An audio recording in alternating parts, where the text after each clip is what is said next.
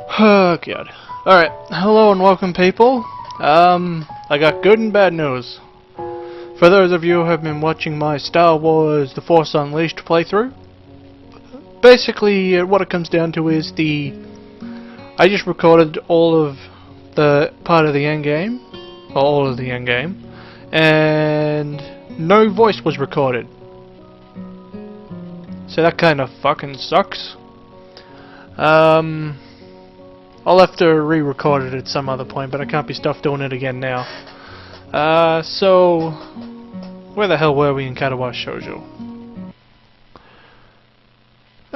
Looks like we were just walking back from our walk elsewhere. I'm pretty much probably going to record Mass Effect soon as well. Probably tomorrow at this point. Maybe later in the week now. I don't know. Alright, so let's get into it then. Before long I am leaving the boys' dorm. Ah, that doesn't sound right. Am I leaving it or going to it? Oh right, yeah, now I remember. I nervously tap on the door marked 225, checking my watch once again. Is that you, Husal? The door is open, you can come in. Right, I remember where we were. Lily's voice lits through the door and smooths my nerves.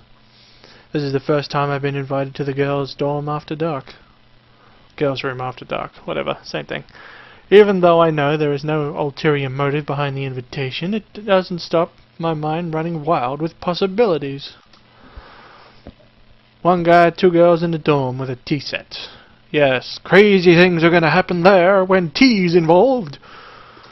Who knows what could happen with tea? When I put it like that, it sounds a little dodgy.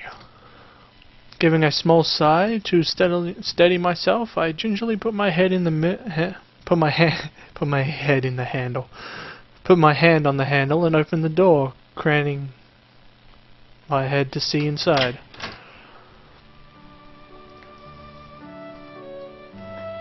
The door opens completely and I catch my first glimpse of Lily's room.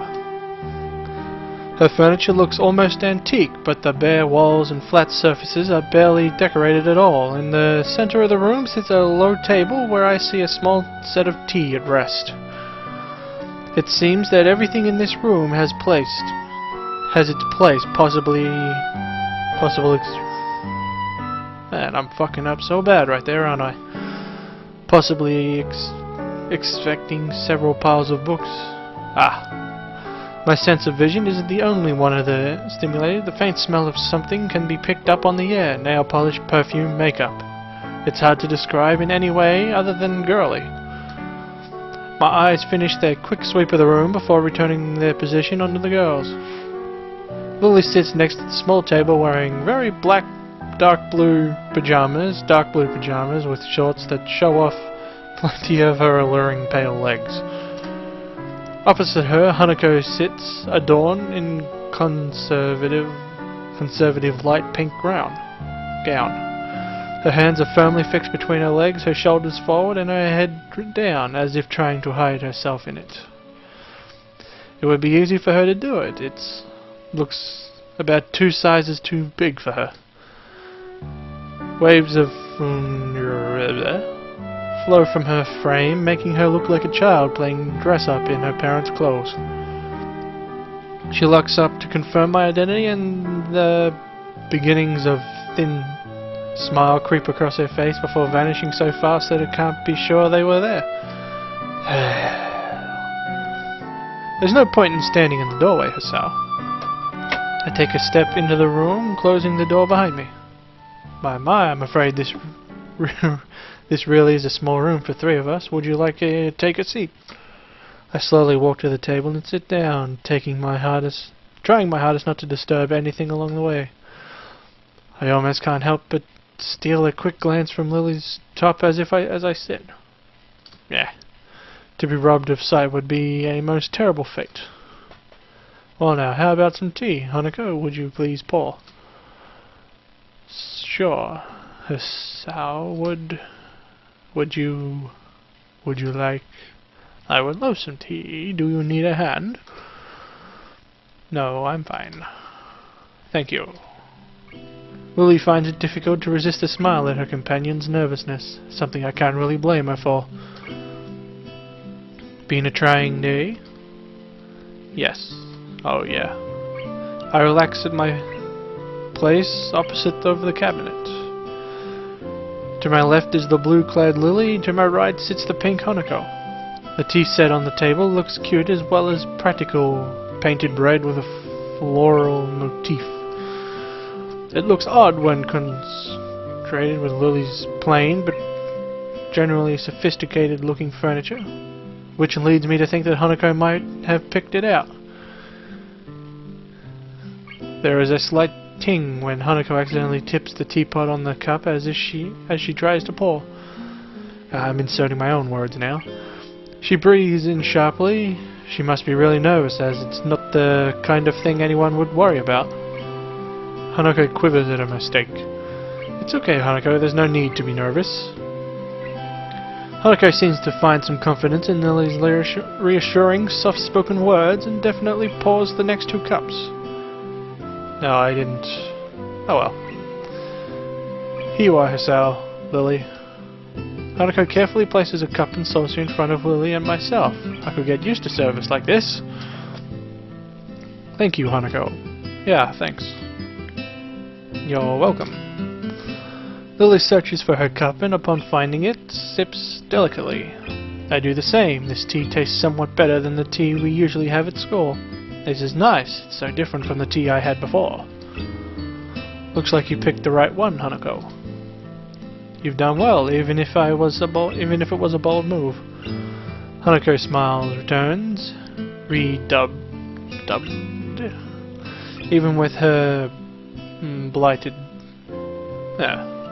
face, her smile couldn't be called anything but cute. I'm glad you like it. Hanako, finally beginning to relax, sips from her cup. Something about this makes me think about Lily's question at breakfast. Why am I friends with Hanako?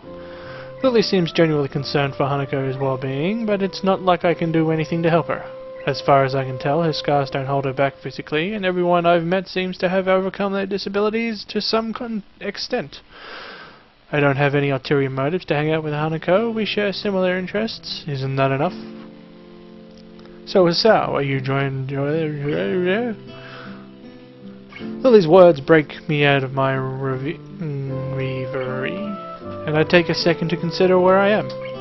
I'm in a room with 2 girls in their bedclothes. This is something to be enjoyed. Yeah, it's relaxing, almost like I'm not in school anymore. Do you do this often? Quite often, but not as often as we take tea in the school building. Considering they do that nearly every day, it's not that big of a surprise. As I move to take another sip from my teacup, I find it is sadly empty. That was delicious. Thank you, Hanako. Lily? You're welcome. Yes, you're most welcome, Hisao. It's nice to have a third person here. Well, anytime you need someone to fill that position, I'm always available. Always. One must be sure to get one's point across in these circumstances. Lily lets loose a yawn, which she unsuccessfully hides with her hand. Pardon me, I think I'm a little tired. I think we're all a little tired. My, how astute we are tonight, Hanako. We really should head to bed with all the we all have class tomorrow. Yeah, I should go. Thank you for your presence, Hisao. Thanks. You'll come again? Not even a whole army could stop me. I'm impressed at your determination, Hisao. Either way, you're right. We'd best get going. I stand up and make for the door. Hanako gingerly stands up behind me. I stop and face her. Are you coming with me? Hanako instantly blossoms into full blush. No, not. This room isn't. It's okay, I was only joking. Oh, okay. Good night. Good night, Hanako. Good night, Hisao. Night all. And with that, our tea party finishes. I'm still not sure what it is that Lily wants me to do for Hanako, but I don't want to let her down. I wait until the door is closed behind us before turning to Hanako. Hey Hanako, you know you don't have to be so nervous around me or anything. I mean, we're friends, right? Right, we're friends. If you ever want to hang out or anything, just let me know. We still have to have that chess rematch, remember? Sure. But I don't think you'll win. It wouldn't be any fun if it was easy.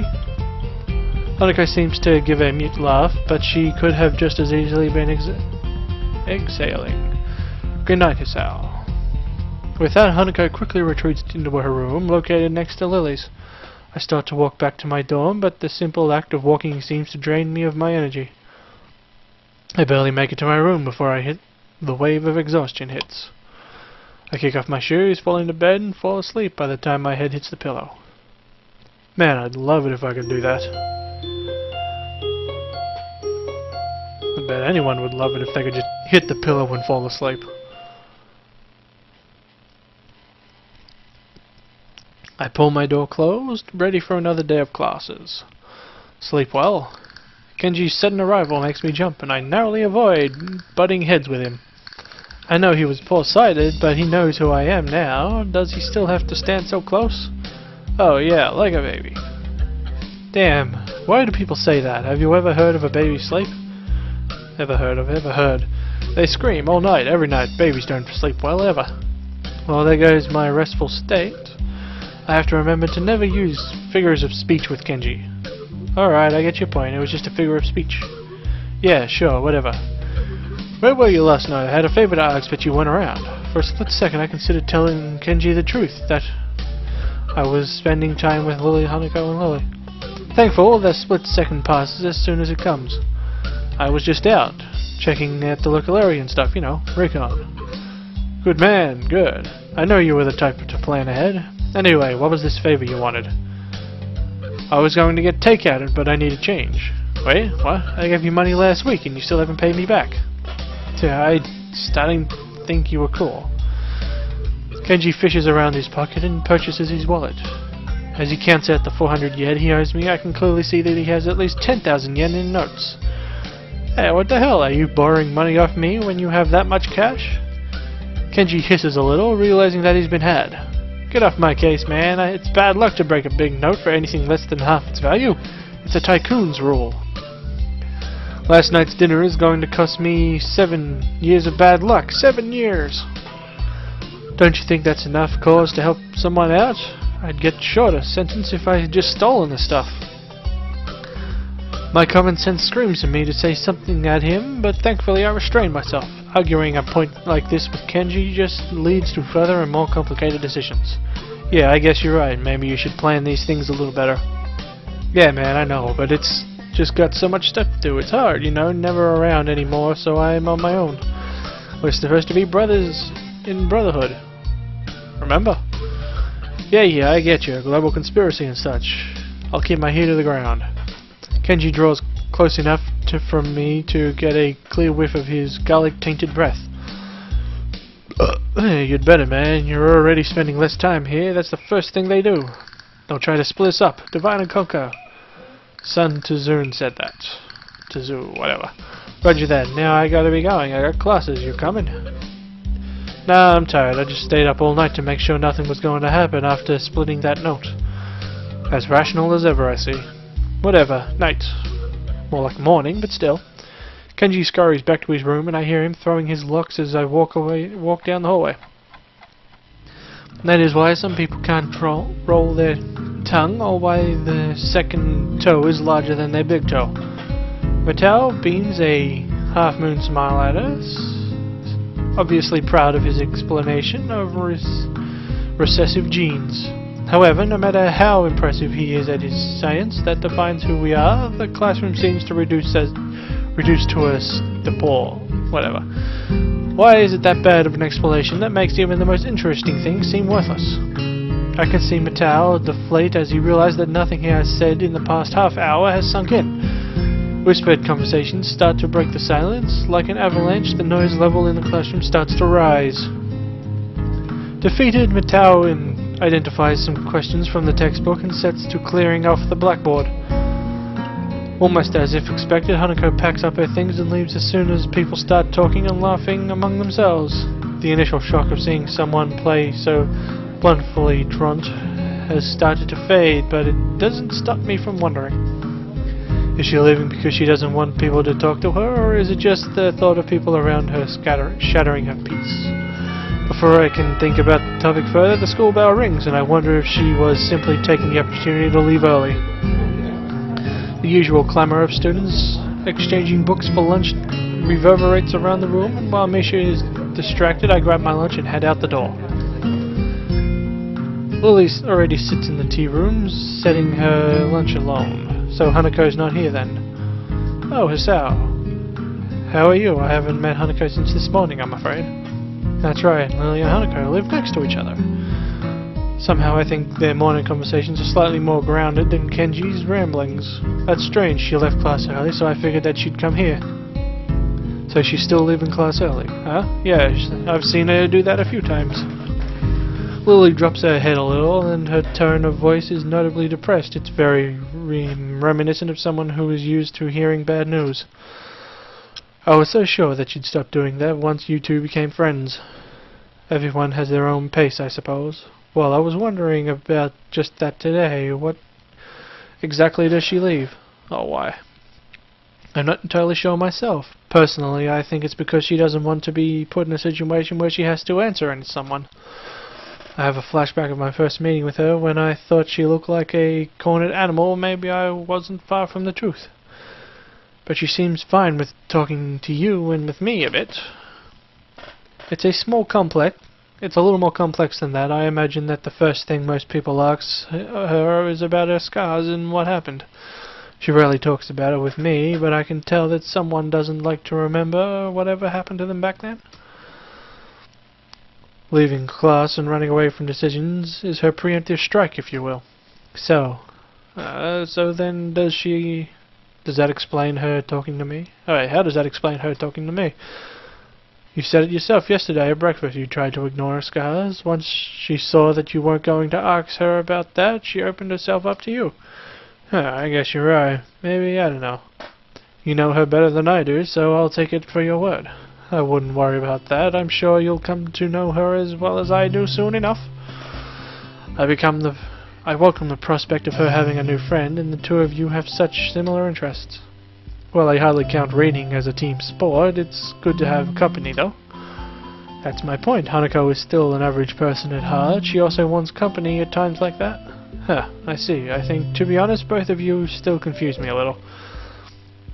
That's only natural, Hisao. We've only known each other a little while. It's unreasonable to expect you to understand us just as we can't understand you. But that is half the fun. That's half the fun of becoming friends, right? Yes, it is. Although I suppose there is a matter of being opposite genders, men and women do seem to confuse each other quite often. She says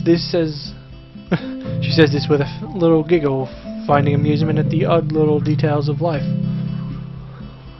I hope you don't mind, but I'm going to start eating. No, go ahead. I think I'll eat something too. I've got some books I want to drop back at the library before classes start, so I'd better get moving on. You'll probably find Hanako there as well. If you do see her, can you tell her to stop by my room later tonight? I'd like to talk to her. You're not coming?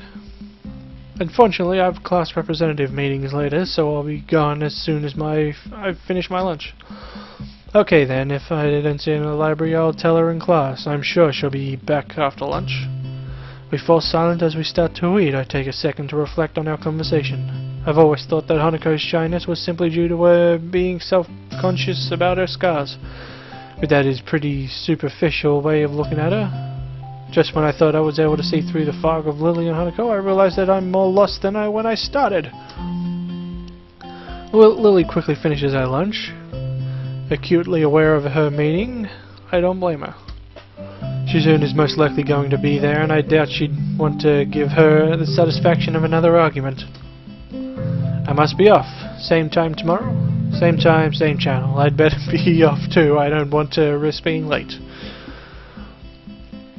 Lily smiles gently, picks up her cane, and walks out into the hall. I turn my back on Lily as we head in opposite directions. For some reason I find myself hoping that she doesn't get into another fight with Shizune. As much as I like Lily, Shizune and Misha have been plenty instrumental in helping me adjust, even if half of our conversations are only thinly veiled recruitment attempts.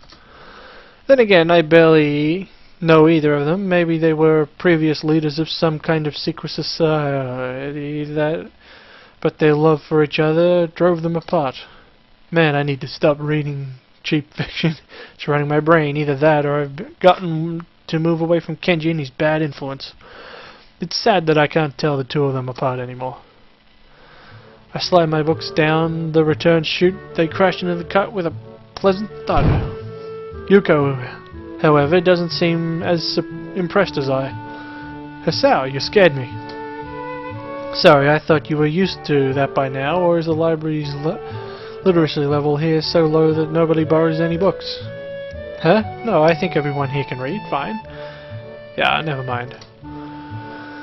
There are some battles that can never win. Trying to explain jokes is one of them. My dad told me that the third hard way. Say, Yuko, have you seen Hanako about? She left class early, and she wasn't in her usual hiding place. I think I saw her sneak in before lunch. Oh, but I'm not supposed to tell anyone that. I just told you I saw her leave. No need to stress out. Oh, of course. She's probably in the back. Thanks. Get any new books recently? No, sorry. I'll let you know when we do, though. Okay.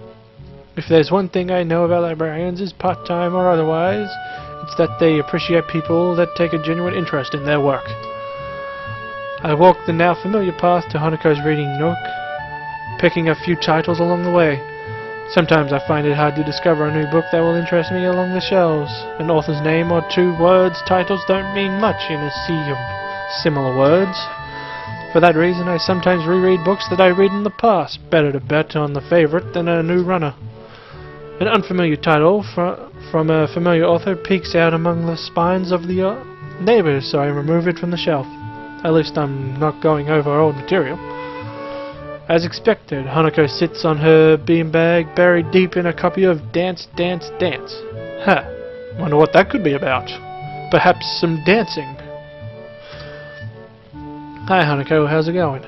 I fight back the urge to ask why she left class earlier. If Lily's suspicions were right, then asking her about that could have the opposite effect. Best I'll leave it for the time being. Sometimes the best way to get an answer from someone is to never ask the question. Hello, Hisao, I'm fine. Something seems off, and after a couple seconds I realize what it is. Hanako's smiling. She looks as if she's pleased to see me. It's a nice change from the usual instinctively frightened reaction, and something I hope I can see more as we get to know each other better. Good to hear. How's the book? I've heard it's a trip. It's good, I think. I only just started it, so I don't really know. Fair enough. Let me know how it goes. I'll borrow it once you're done. Sure. There's a good 15 minutes left in lunch. Not enough to get into a book, but too much to stand around doing nothing. And Hanako's already returned to her reading, so I doubt I'll get much conversation from her. Oh well, I better make myself comfortable. I slouch into the beanbag and crack open the book. The familiar style of the author leaps at me from the very first line. As the sentence turns into paragraphs, I start to relax a little. But no matter how I try, I can't seem to get myself into the atmosphere of the book. This is partly due to the lack of time. The more distractive factor is Hanako. Every 10 or so seconds, she peers over a book. When our eyes meet, she quickly ducks behind the covers. I guess she did want to talk about something after all. What's up? You look like a prairie dog on lookout. It's nothing. I've told you before, nothing means something when you say it like that. Hanako squirms a little in her beanbag, hoping that by changing her position, she'll find the word she was looking for. I was in an accident. Accident? Just now? Are you alright? Hanako shakes her head, her hair flowing from her shoulders in wisps of amethysts on the background of a pale, dark... Bleh. No, when I was younger. Realization crashes into me like a semi. Crap. Be right. No fucking, I ain't answering the phone. It's still ringing. Still going. Well, at least I got the favorite music from this. Okay, it's over. No message. Alright, let's go on. That's alright, Hanako, you don't have to tell me anything if you don't want to. Again, she shakes her head. No, I have to tell you. When I was young, I was in a fire. My house burned down and I nearly didn't make it. After that, I was alone. Hanako's eyes glisten in the dim light of the library, and I reach out to grasp her hand. It's okay, Hanako, you don't have to keep going. But I have to. Why? What brought this on? Last night, Lily told me about your heart. And I didn't think it was fair. Fair? That I knew about you, but you didn't know about me. I squeeze Hanako's hand a little. Don't be silly, but yes, I have a heart condition. I lean a little closer to Hanako. What I didn't tell Lily is that I had my first attack when a girl confessed to me. I smile a little to break the tension. Really? Really, I haven't heard from her for a while, so I guess that's all over. I know it's all over. There's no way to interpret what happened to the last time I saw her. In some ways, not having heard from her again has helped me move on from the period of my life. So now we both have a little more than each other, but you don't have to talk about things you don't want to. In fact, feel a little bad, even thinking about the whole accident. I can almost smell the hospital disinfectant burning in the back of my sinuses again. I imagine Hanako is going through the same thing now. When I was in the hospital, I went to the burn ward once, and only once. I was bored, so I went for a walk through all the wards. I went through the oncology, and I thought I could take it, but when I got to the burn ward, I turned around and went back to my bed. To think that Hanako would have spent months in that place, smelling nothing but corrupted skin, strong disinfected and sterilized air. The really bad cases were kept in isolated pods that no foreign object could enter. That would have meant no reading. I would have gone insane if I didn't have my books in the hospital. And she said she was alone. Did her parents die? I'll have to ask Lily about it. I can only imagine myself saying something dumb unintentionally. Thank you, Hisao. I haven't told many people about this. To be honest, I haven't told many people about my circumstances either. Then I won't tell anyone either. Deal. I change my grip on Hanako's hand into a handshake as the warning bells chime through the window. Well then, we'd better head back to class then. Sure. Ah, the white light. Ah, chapter 3 or 2? 3. Castling.